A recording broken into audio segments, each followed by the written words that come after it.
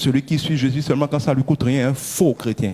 Les épreuves te permettent de jauger toi-même ta foi. Les moments d'épreuve sont des merveilleuses opportunités que Dieu nous donne pour que nous-mêmes, nous prouvions que nous l'aimons. Et il dit qu'avant de nous bénir, il nous passera toujours dans le désert pour éprouver les motivations de nos cœurs. Les gens disent, je vais à l'église, je prie, Dieu ne me bénit pas. Parce que tu es hypocrite, que tu fais semblant de le prier, mais tu ne t'attends pas à lui. On peut prier comme tout le monde, mais pendant que tu pries, qu'est-ce qu'il y a dans ton cœur? Si tu es en train de prier en disant que tu fais confiance à Dieu, mais dans ton cœur, tu es en train de penser à l'homme que tu vas aller voir juste en sortant de l'église. Ce n'est pas de la foi, c'est de l'hypocrisie. Dieu lit dans les cœurs. Tant que tu comptes sur autre chose que lui, Dieu croise les bras et te laisse essayer tout ce que tu connais. Quand tu as fini de te casser la gueule, et que tu n'as plus rien, et que tu reviens, il dit, tu as fini? Si tu n'as pas fini, va essayer encore tout ce que tu as. Notre Dieu est jaloux de l'esprit qu'il a mis en nous. Il ne partage pas sa gloire. Dieu aime les situations dans lesquelles il est clair pour toi, pour tout le monde, car par lui, rien ne pouvait te sauver que lui seul t'a sauvé.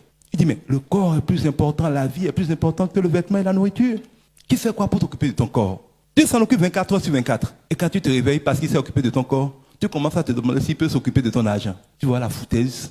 C'est ça la foutaise. Dieu honore ceux qui ont confiance en lui. Quand tu dis, Seigneur, j'ai tel problème, donne-moi l'argent pour le régler. Tu entends dire, toi, tu ne veux pas régler le problème, je fais. Si tu peux faire quelque chose au moins, contente-toi au moins de me donner l'argent. Au moins, l'argent peut le faire. C'est ça nos prières souvent. Demander à Dieu l'argent pour régler un problème, c'est dire à Dieu qu'il n'est pas capable de le régler. Mais Jésus nous dit dans sa parole que nul ne peut servir deux maîtres à la fois. On ne peut pas servir Dieu et servir maman à la fois. On va forcément aimer l'un et mépriser l'autre. La plupart des gens servent maman, ils aiment maman. Ils pensent que l'argent règle tous les problèmes. Ton enfant est malade, on dit qu'on doit l'opérer, il faut 500 000. Tu pries que Dieu te donne l'argent, alors que c'est le Dieu qui a fabriqué le corps. Prie que Dieu guérisse l'enfant. Dieu peut choisir d'envoyer l'argent pour aller à l'hôpital. Mais il peut faire en sorte que tu te réveilles le matin et puis l'enfant se porte bien. Tu vas à l'hôpital, on dit que toi disparu, on ne sait pas ce qui s'est passé. Mais quand tu ne crois pas en Dieu, alors que tu crois en maman, tu pries, hein, tu jeûnes, hein, mais c'est pour dire, Seigneur, il nous faut les 500 000. Envoie quelqu'un avec les 500 000. Dans tout ça, tu ne dis nulle part guérir mon enfant. Hein. Ça veut dire quoi? Je sais que toi, tu ne peux pas le guérir.